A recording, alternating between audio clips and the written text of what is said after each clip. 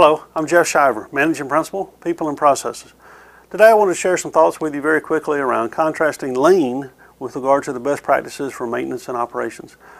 Many organizations I go into, they're implementing some portion of some lean initiative and at the same time they're trying to improve their best practices around maintenance and reliability, although oftentimes they're very distinct and separated, which it shouldn't be.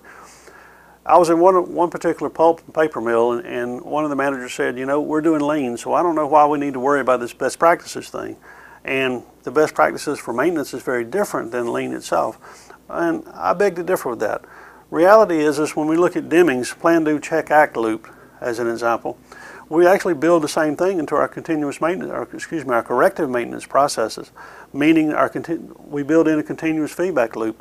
When a planner puts out a job plan, as an example, what happens is it goes out to the technicians. We should be encouraging the technicians to provide feedback on that, and then we put that in and we correct the job plan so the next time it goes out, it's better improved. Also, when we think about continuous improvement and Kaizen, planning itself is a Kaizen process. What we're trying to do is figure out how we make it better.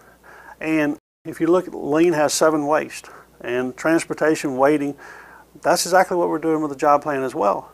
What we're trying to do is maximize the wrench time for the technicians themselves or increase the efficiency. So they're not spending time waiting on parts, they're not wasting time traveling trying to find those parts as an example. We want to give them everything they need to do the job and make it happen all at one time for them. So that way they can go out, the equipment, we get everything schedule ready, meaning that we've got all the parts there, the job plan's done, all the information necessary to do the job is all done in advance. We schedule the job, meaning that the equipment's available and the resources available. We go out and we actually execute the job at the best time possible with that equipment, those resources such as the tools and materials and those type things, to minimize the travel time required. We meet the obligation that we made to our operations partner as part of that. We said we're going to take so many hours to do it. Hopefully we can complete the job during that amount of time. And then once we finish that, we provide feedback to the planners. We incorporate that feedback into the next round, and same thing. So when people talk about lean maintenance or whatever, realize that many of the processes around the maintenance best practices incorporate the same principles and concepts around lean. Hope you enjoyed the tip. Have a great day. I'm Jeff Shiver, Managing Principal, People and Processes.